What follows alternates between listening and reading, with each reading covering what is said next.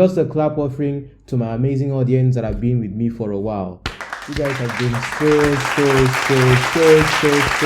I must say you guys are wonderful. Okay, now I have this reaction by Pastor Mike Bamiloye with regards to this whole trend about late Osinachi Nwachukwu, very famous for her song Okweme, amongst others. Okay, it did her song. Some people are saying it was Prosper's song, but either way, she is known in the Christendom as, according to what Dr. Paul Eneche said, she is a kingdom asset. And I know we have put blames here and there. We have, talked about the family and why they did not react. We've talked about Osinachi herself, why she decided to just keep quiet and not talk about the situation. We have looked at different reactions from Father Oluoma and the woman that Pastor Sarah Omaku, who spoke, about the situation, and some people were just saying that she was insulting to have told men to stand up. I don't know how some people think, okay? But the same woman knelt down and even begged the men, and with regards to how they should treat the family. People didn't see that. So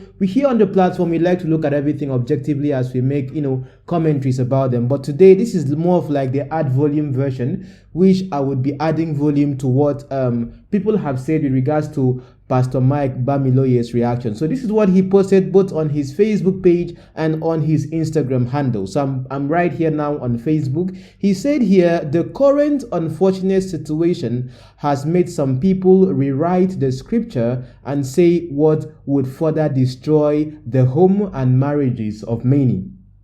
The marriage institution is under horrific attack. Hashtag Mike Bamiloye. Oh God. Okay, someone corrected me this in the comment last time. Mike Bamiloye, not Bamiloye. Okay, Bamiloye. Forgive me if my pronunciations are not correct. I'm not an English expert. So please allow me to use English the way you can understand it. You get what I'm saying, right? Okay, that is it. So let's look at the comments of what people had to say.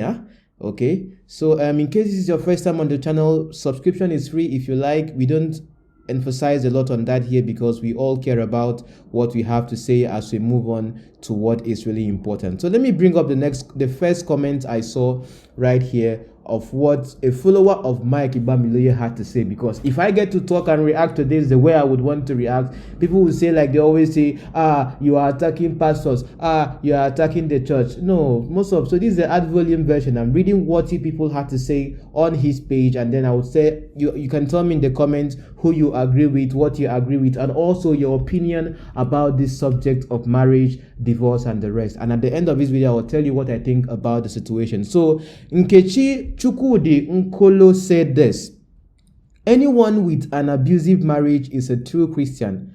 As a true Christian should search his or her heart well to know where things went wrong. Was God truly the foundation of that marriage? Did you marry according to the perfect will of God? People should stop blaming the Church of Christ as the root cause of the problem. God can never give us stone for bread, nor serpent for fish. That's God's promise, and it's for sure. Then someone now asked her and said, so what solution would you prefer for someone in an abusive marriage? And now someone also asked the same person the same question, saying, it is costly to make marital mistakes, but when it happens, it should not be taken as a death sentence. God still loves the person that made the mistake and will never want them to die in the mistake via domestic violence. The church should advise folk in some marital mistakes properly and avoid all form of dogmatism. God bless the church. This was an interesting conversation. But moving further, someone else here now said, truth be told, it is not advisable to stay in an abusive marriage. That is Jomoke Kalode Ona. Then someone wrote a very long comment, which I think is also interesting. Olaolowa Ayodele. If I'm crucifying your name, Biko sorry.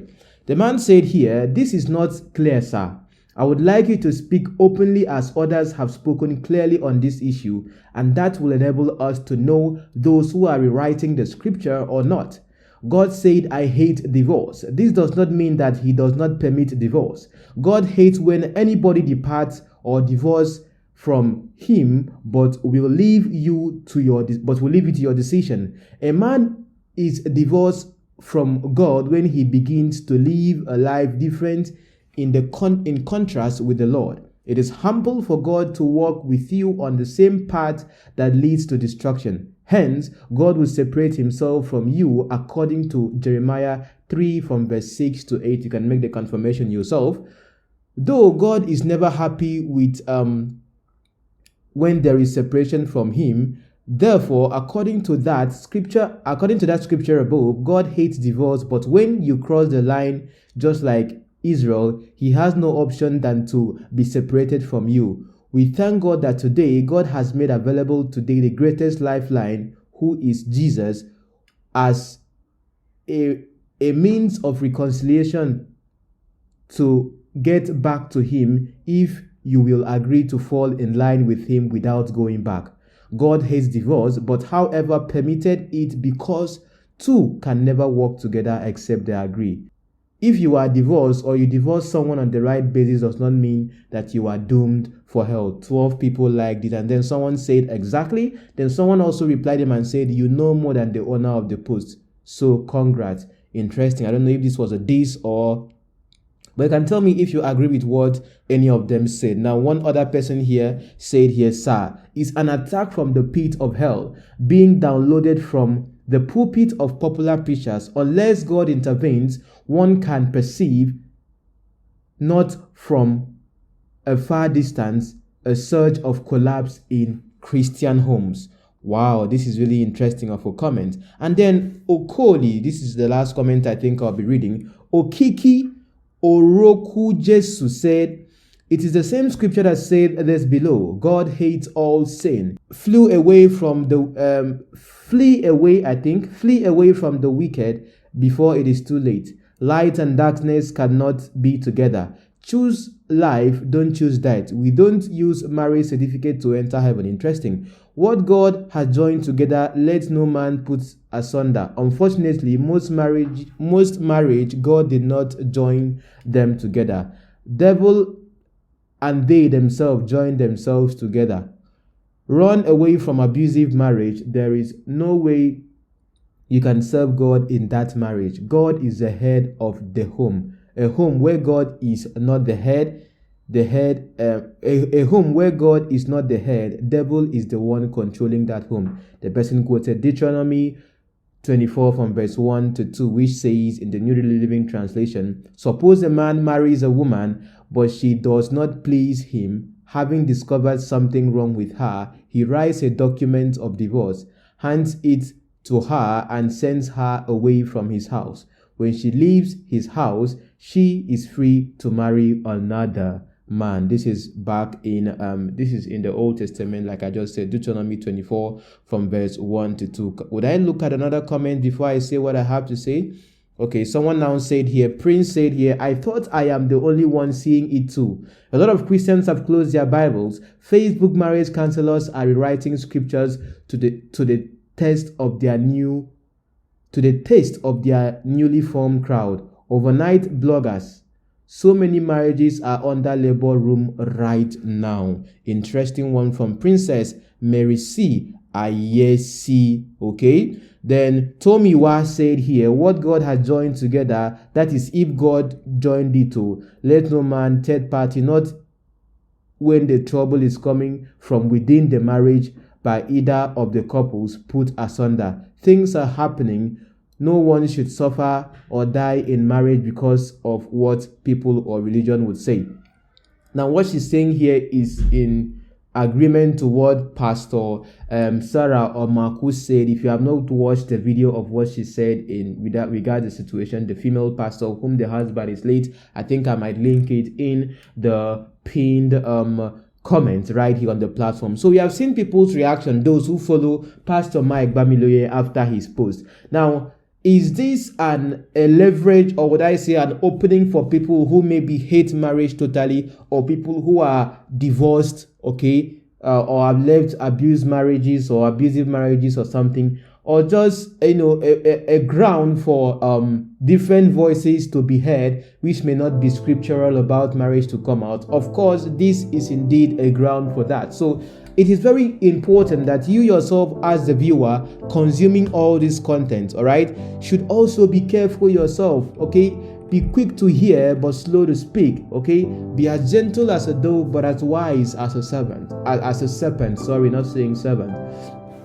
Like I told you, if you have watched my previous videos, going into the mindset of how the church themselves feels about or how they understand marriage from their singles. Dr. Paul Enech's church, where she comes from. I'm assuming that is where her ears is, or maybe that is where she gets her teaching and, would I say, source of inspiration as to how she lives in a marriage. Even though the church themselves have been strongly against domestic abuse, violence, and how to deal with that particular situation, it's better for you to be separated than for you to actually be in an abusive marriage in this context. Now, whether you like it or not, I must tell you that marriages do always have problems. Sometimes they quarrel, sometimes abuse is not even just something physical. I've seen stories here on social media where just by maybe a husband body shaming the woman or saying this and that, and I married you, you were like this, later tomorrow now you are, look at you right now, you are fat, this and that. And sometimes the women themselves commit suicide and kill themselves. Sometimes they're taking substances trying to look good for their husband and something happens. So abuse goes for a long, it goes further than physical abuse. But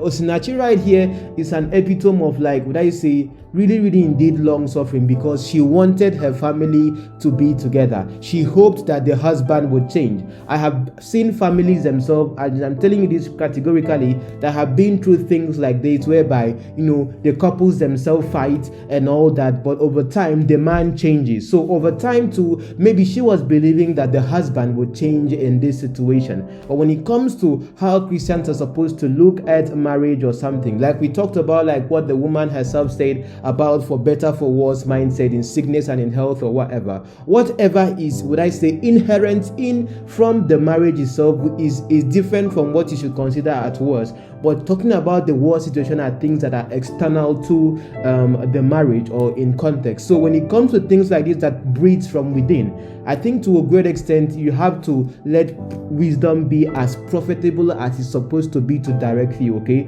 But indeed, again, it depends on the situation that is at ground. Like right now, had it been Osinachi herself didn't lose her life, we will not be having these conversations today. Had it been she left the marriage or something and it became a public thing, maybe the Christendom would be saying something else or something different, okay? So it depends on what you choose to add volume to. Do you decide to amplify on the negatives of your marriage, or do you decide to hope for the better of tomorrow?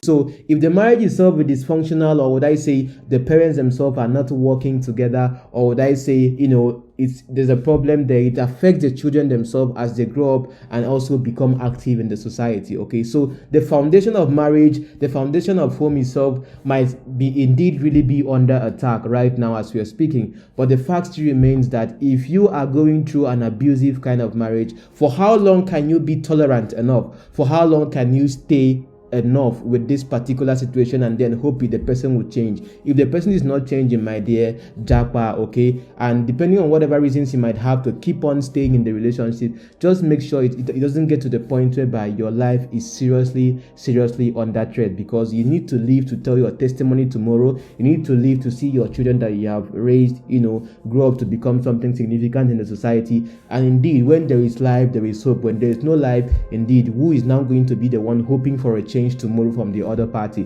Let's look at this domestic violence and all that from two sides, because sometimes too, some husbands go through abuse as well, but maybe because of the masculine understanding, or would I say what they are expected to be seen as in society, they may not be the ones to come out and speak up about such things. But onídúró mi ẹ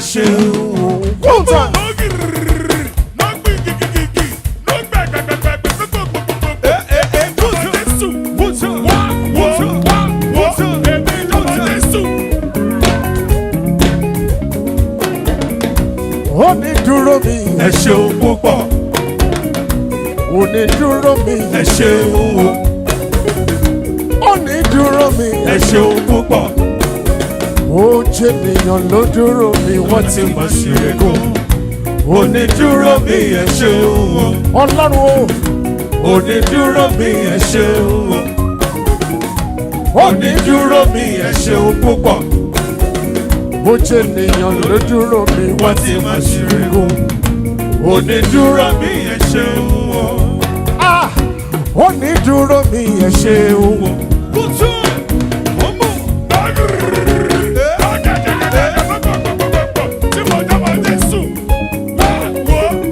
wo tí mo dábọ̀ dádì. Onídúró mi ẹ ṣeun púpọ̀. Ó jẹ́ ènìyàn ló dúró mi wá tí mo ṣe é. Onídúró mi ẹ ṣeun.